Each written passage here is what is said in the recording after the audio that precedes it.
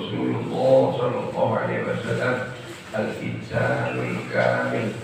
Tadi kita dan Habib Sayyid Muhammad bin Sayyid Alawi bin Sayyid Abdul Al-Hasani.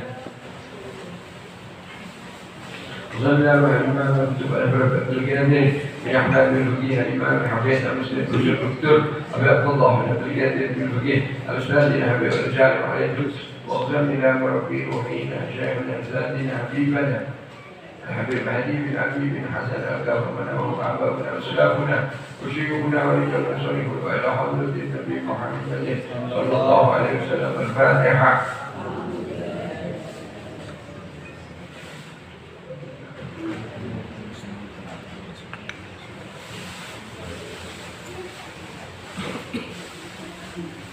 Bismillahirrahmanirrahim. Qala mu'allif wa nafa'ani wa bi'ulum bi'izzamin amin ila anfaq.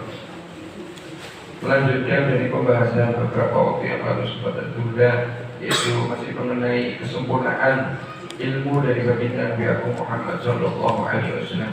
Di sini dikatakan bahwa begitu luas dari pengetahuan Nabi Muhammad sallallahu alaihi wasallam, yang ini menunjukkan bahwa ilmu yang dimiliki Nabi Muhammad SAW berasal dari Rabbul Alamin, Allah Azza wa Jalla. Kok bisa seperti itu? Sampai-sampai di sini diceritakan ketika beliau Sallallahu Alaihi Wasallam sholat malam di sini.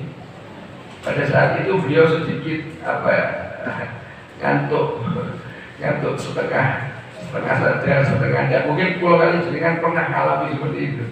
Jadi seperti ngantuk, kayak sadar, kayak enggak gitu. Mungkin kalau kita seperti ada orang, seperti tidak gitu. Nah, di sini diceritakan ketika beliau sholat malam itu, dia bercerita bahwa sepertinya saya ini seperti ngantuk, antara tidur dan tidak tidur gitu. Nah, kemudian di saat seperti itu, beliau ditanya oleh Allah Subhanahu wa Ta'ala. Ditanya oleh Allah Subhanahu wa Ta'ala, apa kamu tahu apa yang diributkan para malaikat yang ada di arsy-Nya Allah Subhanahu wa Ta'ala? Jadi pertanyaan dari Allah Subhanahu wa Ta'ala ini disampaikan kepada Nabi Muhammad SAW dengan tujuan memberikan pengajaran. Jadi sampai alam malakut, alam tertinggi, Nabi Muhammad tahu. Nabi Muhammad tahu. Yang kita, kalau kita bicarakan, otak kita tidak lutut, akan bisa mencapai itu. Nah, di sini pertanyaan ini dijawab oleh baginda Nabi Muhammad SAW. Saya tidak tahu ya Allah, Engkau yang lebih mengetahui keadaan para makhlukmu. Jadi Muhammad menjawab, saya tidak tahu yang diributkan malaikat ini apa. Ya, di sini dikatakan malaikat ribut perkara naiknya derajat. Jadi membahas tentang naiknya derajat apa di sini tidak dijelaskan. Apakah mungkin derajat dari makhluknya Allah yang kita mungkin sering dengar, kita akan derajatnya dinaikkan, enggak? Mungkin kita dengarnya seperti itu. Ya, di sini Allah mengatakan mereka ribut perkara derajat ini tadi, saling berargumen. Ya. Ini tujuannya cuma satu, memberikan pengajaran kepada Nabi Muhammad SAW tentang alamnya para malaikat.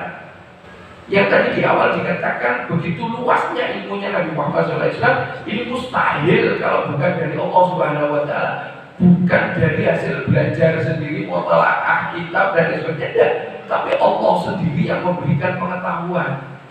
Kalau di sahabat, ya di sahabat, tingkat sahabat, ini Nabi Muhammad SAW ini pernah bercerita tentang apa? Burung yang terbang di atas. Itu disebutkan satu persatu nama burung, jenisnya burungnya apa, dalam artian jenis mungkin dari makanan, dan itu semua dijelaskan oleh Nabi Muhammad SAW. Coba saya analogikan dengan kita, satu poin jenis hewan saja, ikan. Jenengan mampu menyebutkan dari jenis ikan ini berapa jenis? Jenis saja loh ya. Tidak mungkin makannya makanan apa, terus ketika berkembang biak bagaimana, hidupnya di mana. Itu tidak cuma jenis saja. Jenis ikan yang kita ketahui ada berapa. Ya. Mungkin kita tidak pernah mikir ya. Tidak pernah mikir. Yang kita pikirkan bagaimana caranya saya bisa beli pajero, bagaimana caranya saya bisa bangun rumah seperti ini, seperti ini. Itu aja yang kita pikirkan. Kita lupa ada poin-poin, ada perkara-perkara penting di luar dari yang menjadi ekspektasi kita, keinginan kita, angan-angan kita. Kita mempersempit pengetahuan kita hanya dengan perkara itu. Dan Nabi Muhammad menceritakan di sini, sahabat bercerita semua jenis burung diceritakan oleh Nabi Muhammad SAW detail, dari warna, dari makanan, dari tempat tinggal, sampai cara berkembang biaknya itu Nabi Muhammad SAW menjelaskan. Ini menunjukkan apa? Begitu luas keilmuan Nabi Muhammad SAW. Semua Nabi Muhammad mengetahui. Beda dengan kita. Ya, mungkin kalau saat ini ada titel S1, S2, S3, S4 ada. No, profesor, doktor.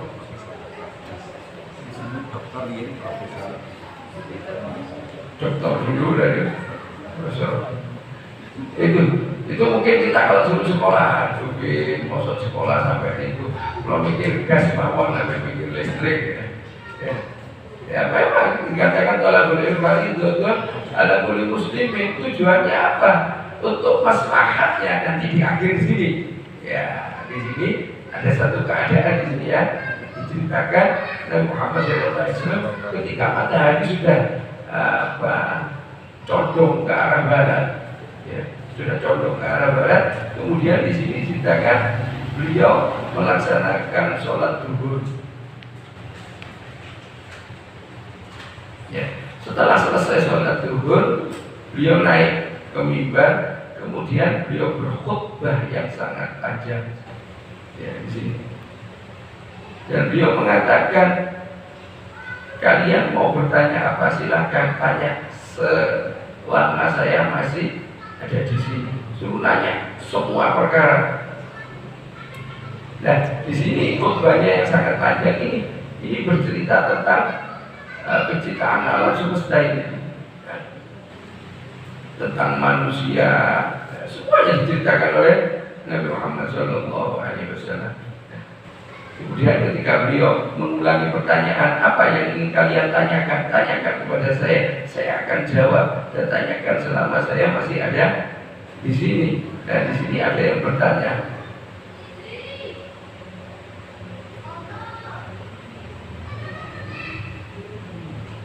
Ditanya sahabat Ansor, ya Rasulullah, nama bapak saya siapa?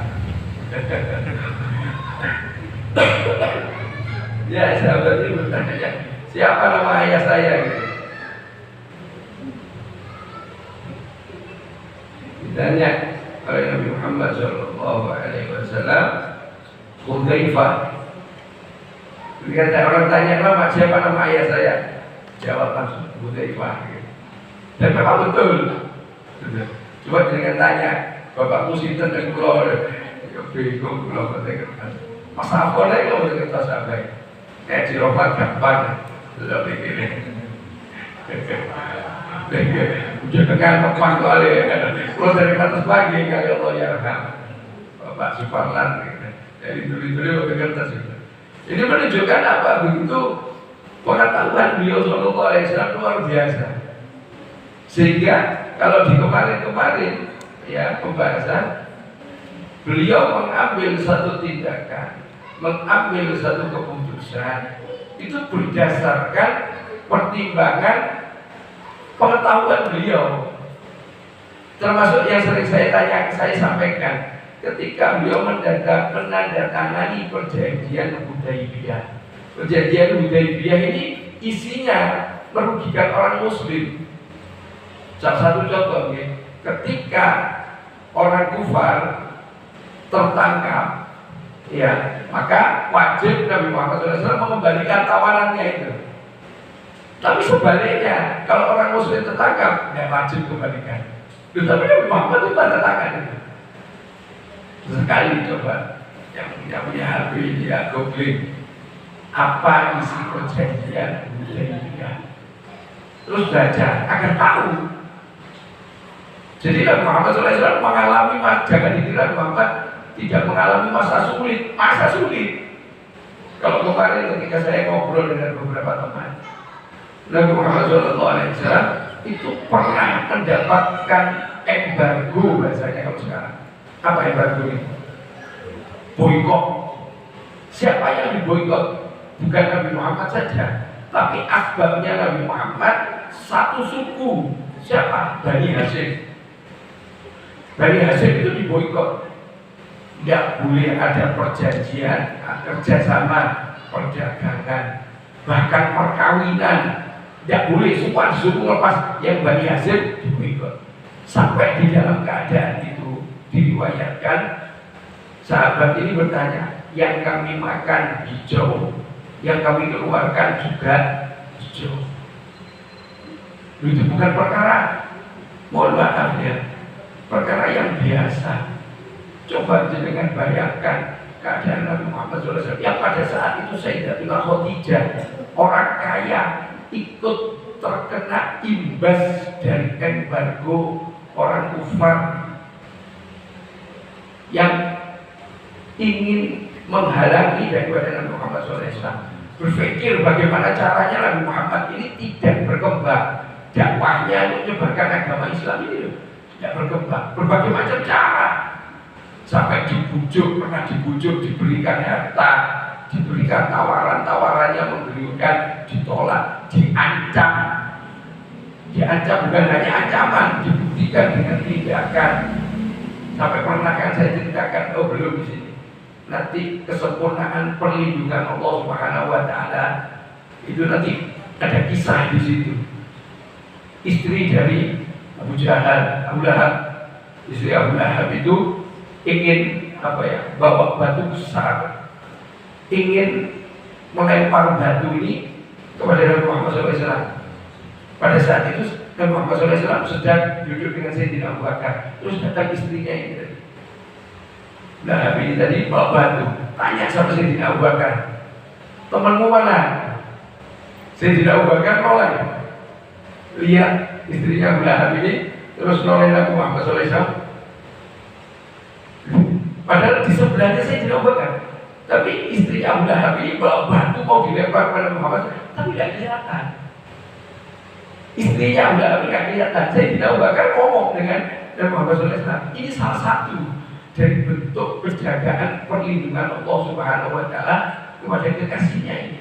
Yang orang-orang ingin menghilangkan, ingin merusak, ingin menghancurkan daripada Nabi Muhammad SAW, tapi Allah tidak menjaga. Jangan dikira Nabi Muhammad dijaga, tapi tidak mendapatkan perkara yang tidak nyaman. Yang nyaman tidak dapat yang nyaman. Contohnya embargo itu. Embargo semuanya yang Bani Hashim ditutup, tidak boleh itu. Termasuk tidak boleh nikah, tidak boleh kerjasama, dagang. Itu Masya Allah itu. Tapi ya, termasuk penjagaan perlindungan Allah Subhanahu Wa Taala, pamannya ini tadi, kakeknya ini tadi, paman bersikukuh tetap mempertahankan Nabi Muhammad Sallallahu Alaihi Wasallam. Itu salah satu dari kepada perkara ini tadi. Kemudian Nabi Muhammad SAW berkata bahwa beliau ini oleh Allah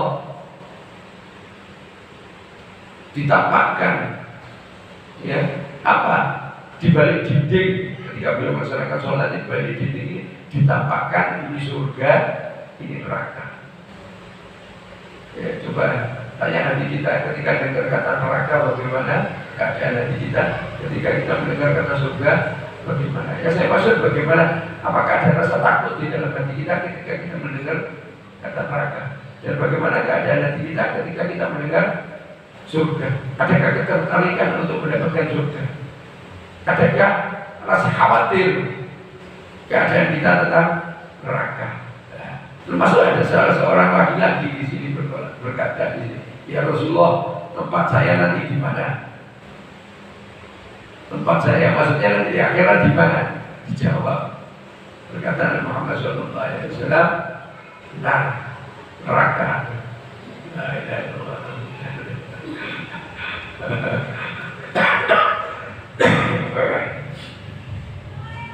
Dan beliau mengulangi pertanyaan yang di awal tadi. Ayo kalian mau tanya apa? Pengen tahu apa? Tanya sama saya. Selama saya masa di sini. Kemudian Sayyidina Umar itu mendekati Nabi Muhammad SAW. Kemudian nombogi bahasanya di sisi kanan. Bukan nunduk, nombogi. Menaruh kepalanya Sayyidina Umar ini di pangkuan Nabi Muhammad SAW, dan beliau Sayyidina Umar mengatakan, ya di atas pangkuan di sini. Sayyidina Umar meletakkan kepalanya di atas pangkuan Nabi Muhammad SAW, kemudian mengatakan, Radina billahi rabba wa bil islami dina wa bi Muhammadin sallallahu alaihi wasallam rasulah.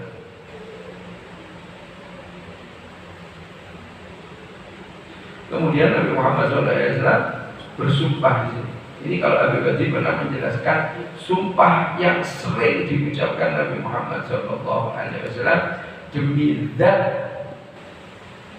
yang diriku, yang nyawaku berada di atas genggamannya. Walladzi nafsi biyadihi. Ini sering sumpahnya Nabi Muhammad SAW yang sering.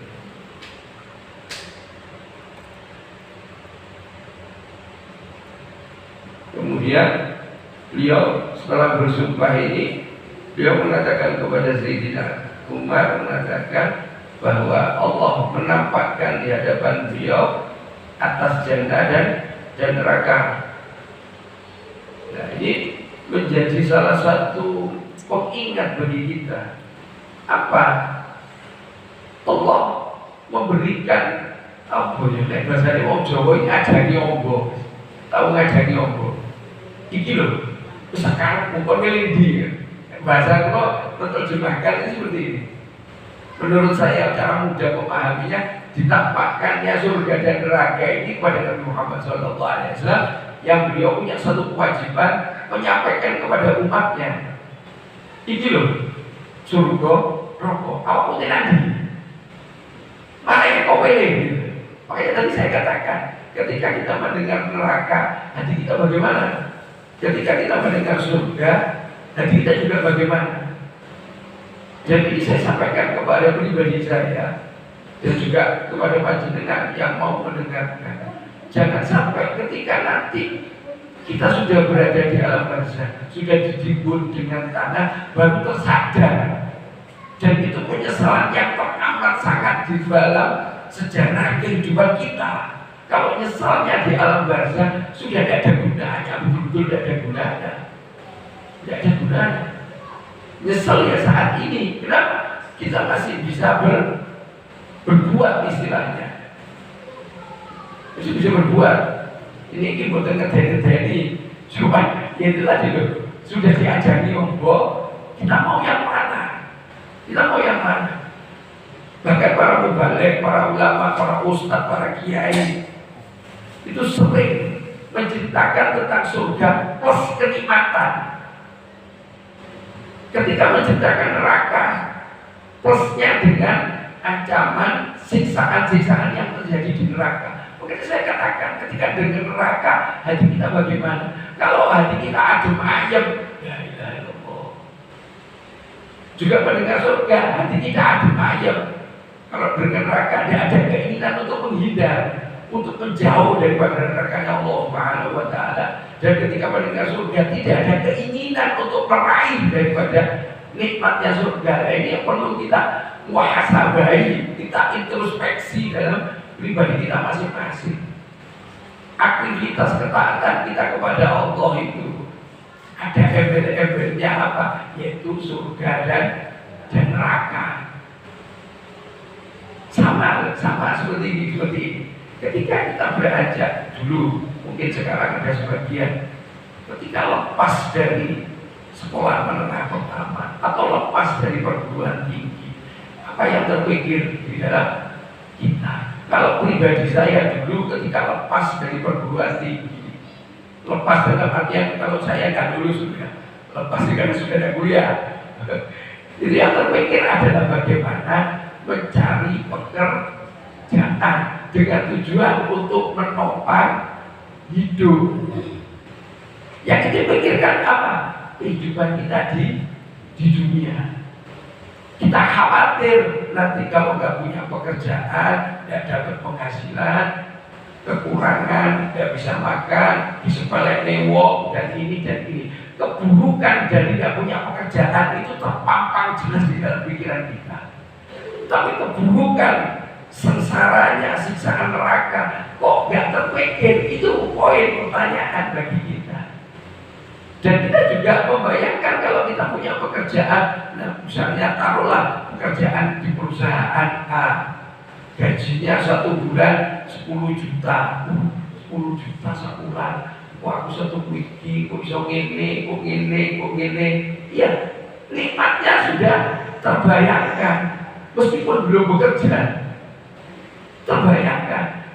Kenapa kalau perkara surga kok enggak? Diceritakan surga itu besok dapat istana, temboknya dari batu permata, persediaan sudah lengkap, tidak perlu miliki surat izin bangunan, tidak perlu tukang, tidak perlu bayari tukang, tidak perlu bayari pembantu, ada serba ada. Kenapa itu juga tidak terpikir di dalam pikiran kita untuk mendapatkan kenikmatan semacam ini? Dengan mengatakan, kita kan hidup di dunia, betul, kita hidup di dunia. Akhirat hasilnya ditentukan di dunia. Masuk alam barzah, betul, tidak bisa berbuat apa-apa. Aktivitas perbuatan kita ada pada alam dunia ini. Makanya saya katakan tadi, aktivitas ketaatan, dengan sholat, zikir, poso, maca Quran, api, wong, terus yang jujur, lan satu tunggalane kesainan itu mau wonten embel-embele nopo surga kali neraka. Nek wonten taat, jadi ancam kali neraka. Nek lampahi taat, dia paringi iming-iming imbalan surganya Allah Ta'ala. Paham apa paham? Baik, saudara somo, insyaallah bijing Senin, Selasa ngajeng dilanjutkan tentang kesempurnaan berbicara Nabi Muhammad SAW, kefasihan berbicara Nabi Muhammad SAW. Insyaallah, amin.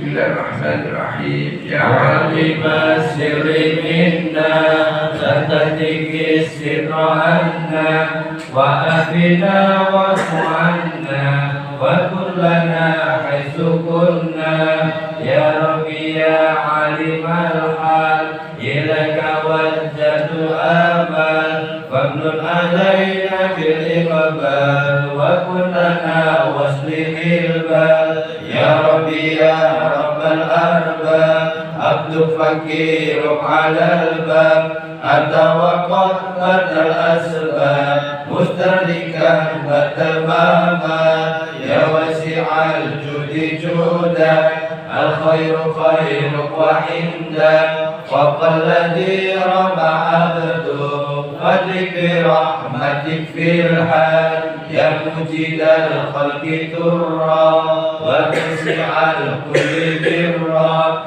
as'aluka asbala sitra ala qaba'i wal afqal ya man yara sir نير قلبي حسبي اتباعك حسبي فامحو بعفوك ذنبي واصلح قصودي والأعمال ربي عليك اعتمادي كما إليك استنادي صدقا وأقصى مرادي رضاك الدائم الحال يا ربي إني أسألك العفو عني ولم يحق في ظني يا ملك الملك يا أشكو إليك وأبكي من شوق ظلمي وإفكي وسوء فعلي وتركي وشهوة الكي والقال وحب الدنيا ذميما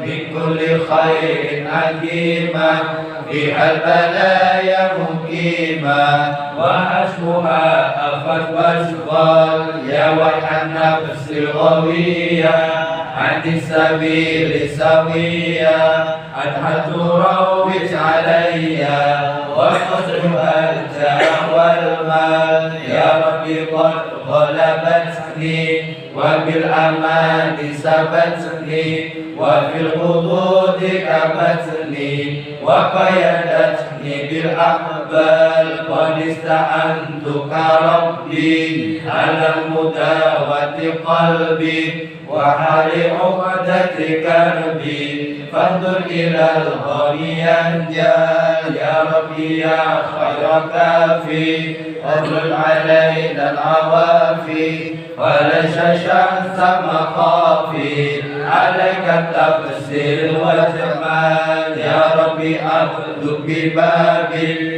يخشى عليم عذابي ويلتجي لثوابي ووسع رحمتك حقا وقد أتاك بعسري وبانكساري وفقري فزد بيسرك عسري بمد جودك والإفضال ومن عليه بتوبة تغسله من كل حوبة واسمه من شر أوبة لكل ما عنه قد حال وأنت مولى الموالي المنفرد بالكمال وبالعلا والتعالي على التعمد بالأمثال جدك وفضلك وبرك يرجى وبجسك وقهرك يخشى وذكر وشكر نسك وحمدك والإجلال يا ربي أنت نشيري فلكني كل خير واجعل جنانك مشيري وكن بالإيمان الآجال وصل في كل حالة على مزيل الضلالة من كلمته الغزالة محمد الحدي إمداد والحمد لله شكرا على نعم منه تسرى نحمد سرا وجهرا وبالغدايا والآصال يا أرحم الراحمين يا أرحم الراحمين يا أرحم الراحمين فرج على المسلمين يا أرحم الراحمين يا أرحم الراحمين يا أرحم الراحمين فرج على المسلمين يا أرحم الراحمين يا أرحم الراحمين يا أرحم الراحمين فرج على المسلمين يا ربنا اعترفنا بأننا اقترفنا وأننا أسرفنا على لظى أشرفنا فتب علينا توبة تغسل لكل حوبة واستر لنا العورات وأمين الروعات سيدنا ربي ومولودنا والآل والإخوان والسائر الخلان وكل ذي محبة أو جيرة أو صحبة والمسلمين أجمع آمين ربي عصما فضلا وجودا منا لا باكتساب منا بالمصطفى رسولي نهضى بكل سور صلى وسلم ربي عليه عد الحب وآله وصحبه عدد طش الشرب والحمد للإله في البدع والتناهي.